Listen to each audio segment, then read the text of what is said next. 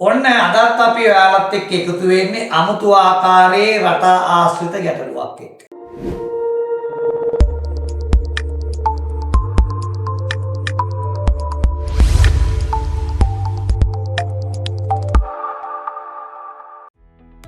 ශිෂ්‍යත්ව විභාගයේදී පුතේ රට ආශ්‍රිත ගැටලු ටිකක් වැඩිපුර එනවා. මොකද රට ආශ්‍රිත ගැටලු කියන්නේ බෙදීම් සහ ගුණ කිරීම ආශ්‍රිත ගැටලු. මූලික ගණිත සංකල්ප වලට සහ භාෂාවට ශිෂ්‍යත්ව විභාගයේදී ලොකු ඉඩක් දෙනවා. ඒකයි එහෙම වෙන්නේ. එහෙනම් හැමෝටම සුබ දවසක්. මේක තමයි අපේ 44 වෙනි ගැටලුව. විසඳුමද අමාරු ගණිත ගැටලුවක් වැඩසටහනේ. රයිට්. අපි වෙනදා වගේම එහෙනම් ප්‍රශ්න හොඳට කියවලා අවබෝධ කරගෙන ගැටලුව විසඳන්න සූදානම් වෙමු. මේකද කියනවා පුතේ අනිල් කියන කෙනා මෙන්න මෙයා. හරිද? අවුරුදු 3කට වතාවක් මොන්න වැදගත් ඒවා. තේරෙනවද? 3කට වතාවක් කොහෙද යන්නේ? ඇමරිකාවට යනවා. අනිල් කියන තැන අවුරුදු 3කට වතාවක් ඇමරිකාවට යනවා. එයා පුතේ 6 වෙනි වතාවට, ඒ කියන්නේ 6 වෙනි වාරයේදී යන්නේ 1999 වර්ෂයේදී. එයා 6 වෙනි වතාවට ඇමරිකාවට යන්නේ 1999 වර්ෂයේදී. දැන් අපෙන් අහනවා පුතේ ඔහු 12 වෙනි වතාවට 12 වෙනි වතාවට ඇමරිකාවට යන්නේ කිනම් වර්ෂයේදී කියලා තමයි අපෙන් අහන්නේ. බලමු මේක විසඳන ආකාරය. මුලින්ම පුතේ අපිට වැදගත් වෙන්නේ මේක වැදගත් වෙනවා වාරයකට අයිති වෙන වර්ෂ ගාන. එක් වාරයකට වර්ෂ කීයක් අයිති වෙනවද? ඒ ගාන ඉතා වැදගත්. දැන් මෙතනදී වාරයකට වර්ෂ 3ක් අයිති වෙනවා. වර්ෂ 3ක්. මම එහෙම ලියන්නම්කො මේක. right. ඒ වගේම තමයි අවසානට ගිය වර්ෂය ඉතා වැදගත්. අවසානට ගිය වර්ෂය සහ කීවෙනි වතාවටද කියන එක ඉතා වැදගත්. එතකොට අවසානට ගිය වර්ෂය තමයි පුතේ 1999. ඒ කීවෙනි වතාවටද? 6 වෙනි වතාවට.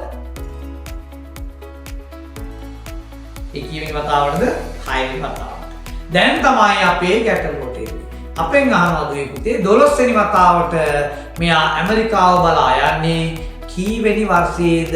කුමන වර්ෂයේද කියලා තමයි අපෙන් අහන්නේ. මෙයා 12 වෙනි වතාවට ඇමරිකාව බලා පිටත්ව යන්නේ කුමන වර්ෂයේදීද කියලා තමයි දුවේ පුතේ අපෙන් අහන්නේ. අපි බලමු එහෙනම් අපි මෙන්න මේ ටික හදාගත්තා. වතාවකට නේද? වර්ෂ 3ක් තියෙනවා. 1999 වර්ෂයේ ගිහිලා තියෙන 6 වෙනි වතාවට. අපෙන් අහන්නේ 12 වෙනි වතාවට නේද? එහෙනම් අපි 12න් පුතේ මේ 6 අඩු කරනවා 6 වෙනි වාරයට ගිය අවස්ථාව අඩු කරනවා. එහෙනම් 12න් 6 අඩු කරපුවාම කීයද? 6යි. ඒ කියන්නේ මේ වර්ෂයේ ඉඳන් තවත් වාර 6කට එපිටදී එන වර්ෂය.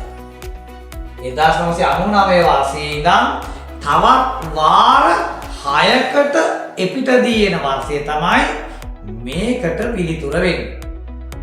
එහෙනම් තවත් වාර කීයකටද? 6කට. එහෙනම් වාරයකට වර්ෂ කීයද? 3යි. ඒ කියන්නේ 6 වරක් 3, ඒ කියන්නේ වාර 6ක් කියන්නේ අවුරුදු 18ක්. වාර 6ක් කියන්නේ අවුරුදු 18ක්. එහෙනම් අවුරුදු 18කට පස්සේ එන වර්ෂය තමයි පිළිතුර බවට පත් වෙන්නේ. කීයකට පස්සේද? අවුරුදු 18කට පස්සේ. මොන වර්ෂයේද එහෙනම් මේ අවුරුදු 18 එකතු කරන්න ඕන? 6 වෙනි වතාවට ගිය වර්ෂය. 6 වෙනි වතාවට ගිය වර්ෂය කවද්ද? 1999. එහෙනම් පුතේ අපි 1999 වර්ෂයට මෙන්න මේ 18 එකතු කරනවා. බලන්න. 9යි 8යි 17යි එකක් ඉතිරි වෙනවා. ඒක මෙයාට දෙනවා. 9යි 1යි 10යි 1යි 11යි. ඒත් එකක් වෙන ඉතුරු වෙනවා. ඒක මෙයාට දෙනවා. 10න් බිඳුව එකක් ඉතුරු වෙනවා. ඒක මෙයාට දෙනවා. එතකොට දුවේ පුතේ 12 වෙනි වතාවට අනිල් ඇමරිකාව බලා පිටත් වෙන්නේ ඔන්න 2017 වර්ෂයේදී. 2017 වර්ෂයේදී ලේසි නේද?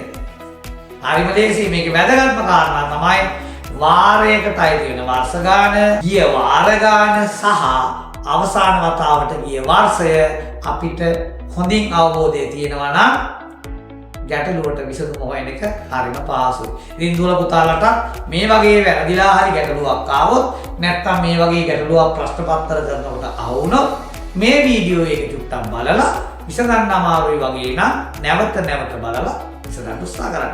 හරිම පහසුයි පුතේ. එහෙනම් අපි 44 වෙනි වීඩියෝ එකෙන් හම්බෙමු. හැමෝටම සුබ දවසක්.